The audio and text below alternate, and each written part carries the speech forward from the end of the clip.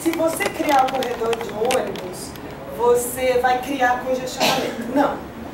O congestionamento já está aí, né? A gente está comparando uma situação como se não fazer... Então, vamos supor que a gente não tenha transporte público. Como que todo esse 50% da população, 40% da população de Campinas vai se deslocar? Tanto para ir até lá, para esses grandes empreendimentos, quanto para vir até aqui, até o campo, enfim, até... Como que essas pessoas vão circular? Né? Então, o projeto de transporte... Eu defendo o transporte público porque eu acho que a gente tem que falar de fluxo de pessoas e não só de veículos.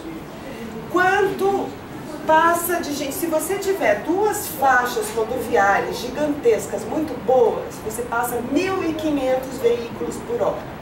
Um ônibus desse, segregado, tem a capacidade de 20.000 pessoas por hora por sentido. Então, esse dado já justifica você separar parte do tráfego, é uma questão pública.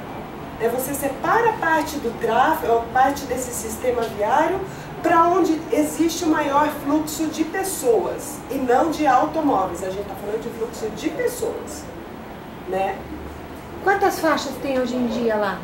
Tem alguns lugares que tem 2, tem alguns lugares que tem 3, tem alguns lugares que tem 4. Aonde você tem 2, não cabe esse ônibus com esse esquema novo e mais um carro? Cabe. Em alguns lugares cabe, em outros lugares... Se você fizer aquela divisão, não cabe. A gente... Calma.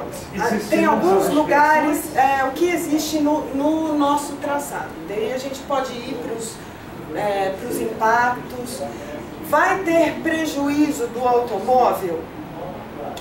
Eu acho que assim, o automóvel num primeiro instante vai ter prejuízo. Na etapa das obras eu acho que vai ser bem caótico. A gente tem projetos de estudos de desvio de tráfego, estudos que estão...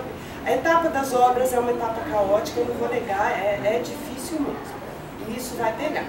O que a gente tem para minimizar, né, resumindo um pouco a parte de, só dando uma entrada, a gente tem 2 momentos principais de impacto ambiental, né, principalmente durante as obras, que eu acho que são as coisas mais complicadas. Quanto tempo, mais ou menos? A gente ainda não tem, a gente prevê em termos de 2 anos, 3 anos, mas são trechos diferentes. Então não é que vai passar todo o trecho durante 3 anos, mas... Mas são 3 anos de cronograma? Ou seja, o cronograma é ao longo de 3 anos? Sim. Então são 3 anos de serviço total?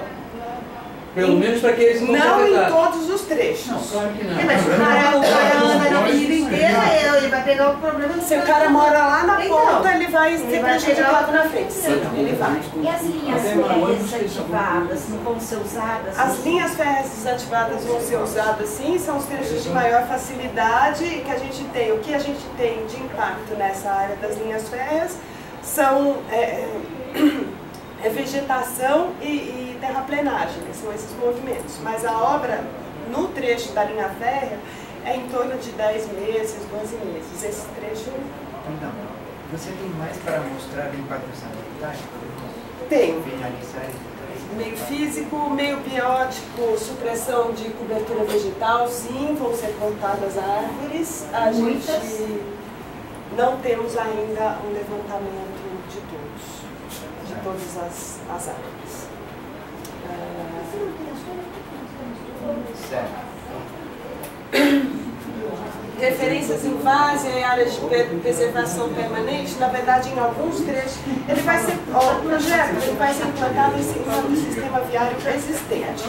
O que vai acontecer? Em alguns lugares o canteiro central vai ter que ser diminuído, em alguns lugares o canteiro central, essas árvores vão sair para dar lugar às estações, em alguns lugares vão ser desapropriadas, áreas vizinhas. Então, o que a gente fez no projeto funcional? Uma estimativa preliminar desses lugares, dessas situações, que vai ser observado agora no projeto básico. Né? Perda de habitat para a fauna associada principalmente a essa vegetação local. O que a gente tem é dentro do projeto de paisagismo, a previsão já saiu está colocado no nosso termo de referência que o projeto de paisagismo tem que atender à legislação, né, aquela das 25 árvores para cada uma que seja derrubada, e ele vai procurar reconstituir. Aí, o projeto implantado vai procurar reconstituir lugares de arborização, enfim.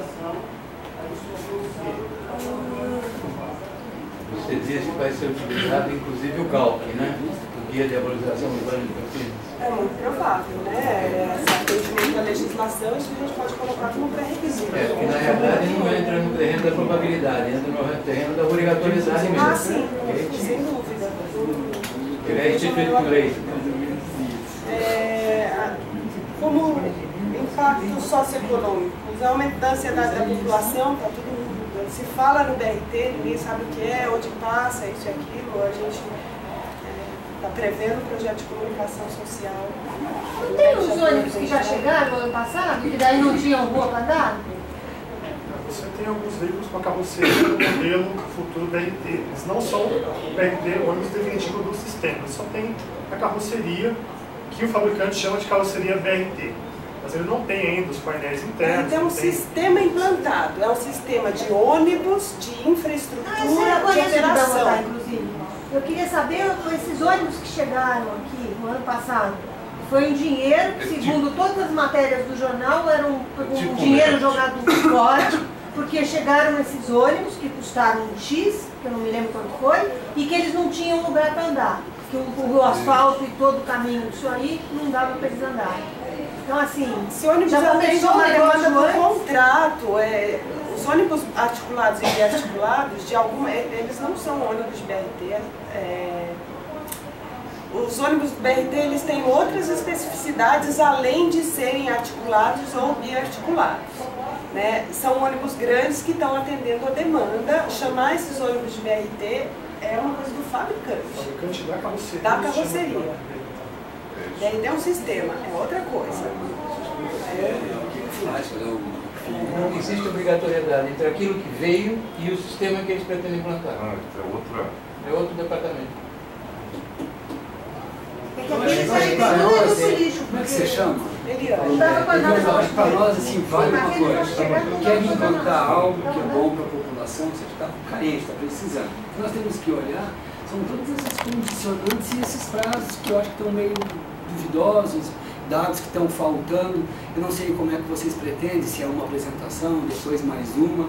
Eu acho que algumas dúvidas que eu estou ouvindo dos conselheiros, elas são dúvidas naturais, exatamente porque o processo é falho. Quando vocês fizeram isso na base, era o momento de vir fazer essa visita, eu imagino. Olha, nós temos uma ideia, vamos passar e ouvi-los. Eu até acho que deveria ser diferente, é como ela está fazendo. Grava, leva para lá, assiste, todo mundo da INDEC, a reclamação do fulano, a do Beltrano. Eu acho que o que está acontecendo é uma coisa legal, que nós precisamos de melhorar o transporte. Nós, como conselheiros, precisamos aprovar as obras. Nós precisamos entender que o processo seria todo. A gente está um pouco assustado, que é o que o Vitor falou. A ampliação desordenada, várias coisas, é o que a gente percebe, não se comunicam. As instâncias da prefeitura, dos órgãos, há uma dificuldade enorme. Quanto sociedade, quanto representante, nós temos essa responsabilidade de ajustar tudo isso. E precisa, para isso, o quê? Os dois corredores têm uma implantação simultânea? Não.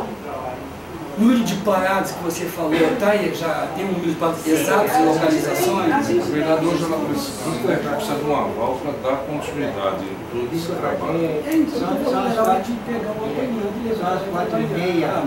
Como eu vou apresentar? São as 4h30. Eu proponho o seguinte: vamos deixar concluir a apresentação, finalizar, depois a gente faz algumas observações e definimos como vai continuar o trabalho.